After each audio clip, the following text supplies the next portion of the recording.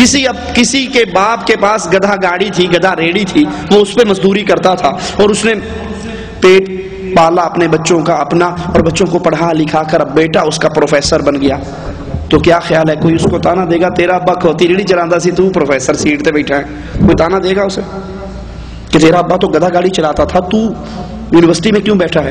اگر کوئی تانا دے بھی صحیح تو وہ کیا کہے گا؟ بے وقوف، میرے ابے نے پڑھا نہیں تھا، میرے ابا جی غریب تھے، ان کا باپ ان کو پڑھا نہیں سکا، بے علمی کی وجہ سے وہ موچی بنے یا گدھا بان بنے، گدھا ریڑھی چلانے والے بنے. میں پڑھ لکھ گیا ہوں اس لیے میں نے روزی روٹی کمانے کا یہ راستہ اپنایا ہے. دنیا میں کوئی کسی کو تانا نہیں دیتا، اور جہاں معاملہ دین کا آتا ہے تیرا ابا تے کم کرتا سی تو کیوں نہیں کرتا؟ دین کے اندر دین اور اسلام کی بات آتی ہے تو فوراً ماں باپ کے دین کو پیش کر دیتے ہیں. ماں باپ نے یہ نہیں کیا. ہم جتنے سعودیہ میں آئے ہیں کیا ہمارے سب کے ماں باپ سعودیہ میں آئے تھے؟ پھر پوچھو بھئی تو تیرا ابا تے پاسپورٹ بھی نہیں بنوایا سی تو ایتھے کیوں آیا پھردا؟ یہ بہانہ شیطان کی طرف سے گڑا ہوا بہانہ ہے.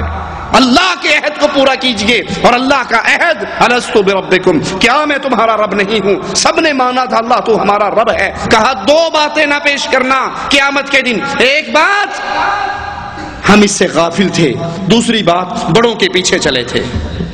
ذالکم وصاکم بہ لعلکم تذکرون، تم نصیحت پکڑو اس لیے تمہیں اللہ عز و جل یہ وصیت کرتا ہے. وان ھذا صراطی مستقیما فاتبعوه ولا تتبعوا السبل، اور یہ راستہ میرا سیدھا راستہ ہے.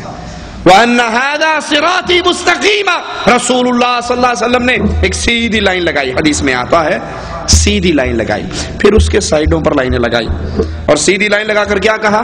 هَذَا صِرَاطِي مُسْتَقِيمًا، محمد کریم صلی اللہ علیہ وسلم کا راستہ یہ سیدھا راستہ ہے. فَاتَّبِعُوهُ، تم اس راستے پر چلو.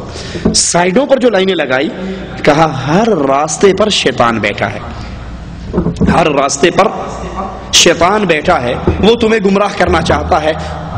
ان دائیں بائیں کے راستوں پر نہ چلنا. میں اللہ کے لیے آپ سے ایک سوال کرتا ہوں، شیطان اگر اوریجنل شکل میں شیطان کے روپ میں آ کر دعوت دے تو کیا خیال ہے کوئی اس کی بات مانے گا؟ بولو.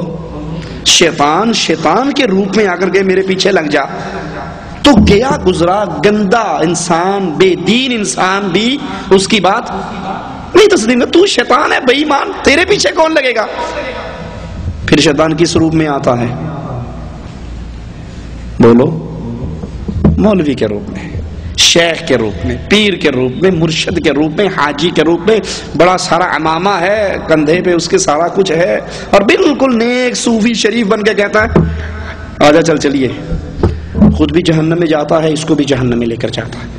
اللہ کے نبی نے فرمایا وَأَنَّ هَذَا صِرَاطِي مُسْتَقِيمًا، یہ سیدھا راستہ جنت کی طرف جانے والا یہ محمد کریم صلی اللہ علیہ وسلم کا راستہ ہے، اس کے اوپر چلو. نبی نے فرمایا یہودیوں کے 71 فرقے بنے، عیسائیوں کے 72 بنے، میری امت کے 73 بنیں گے، کلہم فی النار، سب جہنم کے اندر جائیں گے سوائے ایک جماعت کے. صحابہ فوراً پوچھتے ہیں من ہم یا رسول اللہ صلی اللہ علیہ وسلم، وہ ایک کون سی جماعت ہے، وہ کون سا گروہ ہے جو جنت میں جائے گا؟ فرمایا ما انا علیہ واصحابی اليوم، آج میں اور میرے صحابہ جس دین پر ہیں، جو اس منہج پر، اس دین پر، اس راستے پر رہے گا وہ جنت میں جائے گا، اور جو محمد اور اس کے صحابہ کے راستے کی مخالفت کرے گا وہ جہنم میں جائے گا. اللہ کے لیے پوچھتا ہوں صحابہ کیا تھے؟ دیوبندی تھے، بریلوی تھے، سنی تھے، نقشبندی تھے، چشتی تھے، قادری تھے، رضوی تھے، نوری تھے، سہر وردی تھے، وردی تھے، بغیر وردی تھے، کیا تھے؟ کیا صحابہ محمدی نہیں تھے؟ کیا حکم محمد آنے پر صحابہ اپنی گردنوں کو جھکا نہیں دیا کرتے تھے؟ عبداللہ ابن عمر فرماتے ہیں ایک مرتبہ رسول اللہ صلی اللہ علیہ وسلم نے مجھے کہا کیا ہی بہتر ہوتا، حکم نہیں دیا نبی نے، مشورتاً بات کی، کیا ہی بہتر ہوتا ہم یہ دروازہ مسجد نبوی کا عورتوں کے لیے چھوڑ دیتے. عبداللہ ابن عمر فرماتے ہیں مرتے دم تک دوبارہ میں اس دروازے سے کبھی داخل نہیں ہوا. اللہ اللہ کے نبی جمعہ پڑھا، ایک شخص کھڑا ہوتا ہے، آپ کہتے ہیں بیٹھ جاؤ، دوسرے صحابی مسجد کے دروازے پر ہیں، وہیں بیٹھ جاتے ہیں۔ کہا تجھے تو نہیں کہا بیٹھنے کو، کہا میرے کان میں آپ کی آواز آئی تھی بیٹھ جاؤ، میں کھڑا کس منہ سے رہ جاؤں۔ وَأَنَّ هَذَا صِرَاطِي مُسْتَقِيمًا، سیدھا راستہ محمد الرسول اللہ کا راستہ ہے صلی اللہ علیہ وسلم۔ اور وہ سیدھا راستہ کیا ہے؟ کتاب اللہ، ایک ہاتھ میں قرآن کو تھامیے، دوسرے ہاتھ میں سنت مصطفیٰ کو تھامیے۔ جو اس کو تھام لیتا ہے وہ محمدی راستے پہ چلا ہے، اور جو اس کو چھوڑ کر دائیں بائیں گھومتا پھرتا ہے اس کے ہاتھ سے محمدی راستہ گم ہو گیا۔ اللہ کے نبی علیہ الصلوۃ والسلام کے اصحاب کرام کس دین پر تھے؟ سوچئے، اللہ کے لیے عقل کو استعمال کیجئے۔ کیا اللہ کے نبی کے اصحاب کرام کے دور میں کسی کا دربار تھا؟ کوئی درگاہ تھی؟ کہیں عرس ہوتا تھا؟ کہیں لکی رانی سرکس لگتی تھی؟ کہیں میلے تھے؟ پکی قبریں تھی؟ قبروں کی پوجا تھی؟ تعویذ گنڈے لکھنے والے مولوی تھے؟ اللہ کے لیے اپنی عقل سے سوال کیجئے، اللہ کے نبی کے دور میں وہ اسلام کون سا تھا، اور آج ہمارے دور کے اندر وہ اسلام کون سا ہے؟ جو اسلام رسول اللہ کے دور میں تھا وہ صحیح اسلام ہے۔ ہر نئی چیز اچھی ہوتی ہے، ہر نئی چیز اچھی ہوتی ہے، لیکن اسلام جتنا پرانا ہوگا اتنا اچھا ہوگا۔ ہر نئی چیز اچھی ہو سکتی ہے، لیکن اسلام جتنا پرانا لوگے اتنا اچھا ہوگا۔ جس اسلام پر ابو بکر چل کے صدیق اکبر بنے، جس اسلام پر عمر چل کر فاروق اعظم بنے، اس اسلام کو تھام لیجئے۔ اس اسلام میں کیا تھا؟ اللہ کی عبادت، محمد کا طریقہ صلی اللہ علیہ وسلم، اس کے علاوہ اور کچھ نہ تھا۔ مالک بھی یہ حکم دے رہا ہے وَأَنَّ هَذَا صِرَاطِي مُسْتَقِيمًا، اللہ کا سیدھا راستہ، محمد کریم کا سیدھا راستہ یہ ہے، اس کے اوپر چلو۔ وَلَا تَتَّبِعُوا السُّبُلَ، مختلف پگڈنڈیوں پر نہ چلو، مختلف راستوں پر نہ چلو۔ کیوں؟ فَتَفَرَّقَ بِكُمْ عَنْ سَبِيلِهِ، ان راستوں پر چلو گے تم اصل راستے سے گمراہ ہو جاؤ گے۔ ہمارے ہاں مولوی کیا پٹی پڑھاتا ہے؟ جی آپ کیا سمجھتے ہیں؟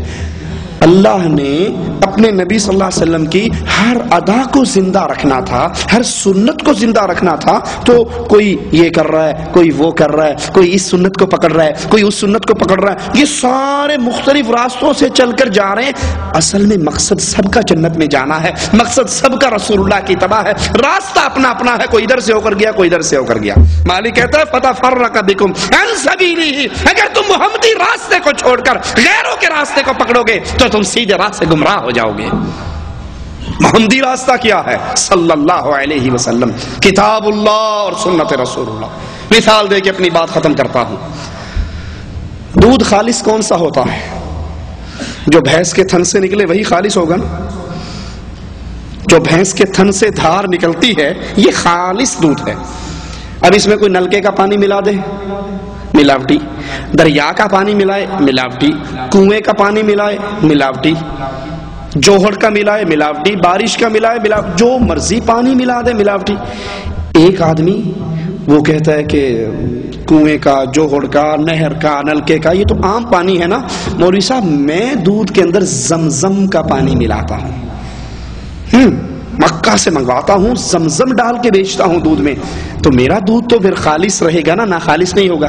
کیا خیال ہے آپ کا؟ زمزم ڈال کر ملاؤ گے، زمزم ڈال کر بیچو گے تو دودھ خالص رہے گا؟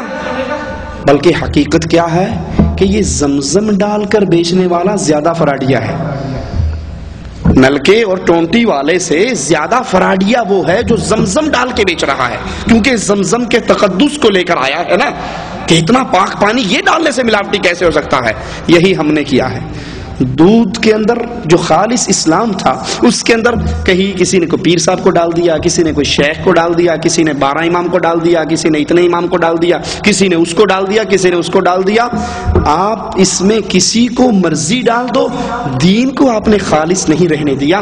دین خالص اسی وقت تک ہے جب تک یہ قال اللہ اور قال الرسول تک ہے۔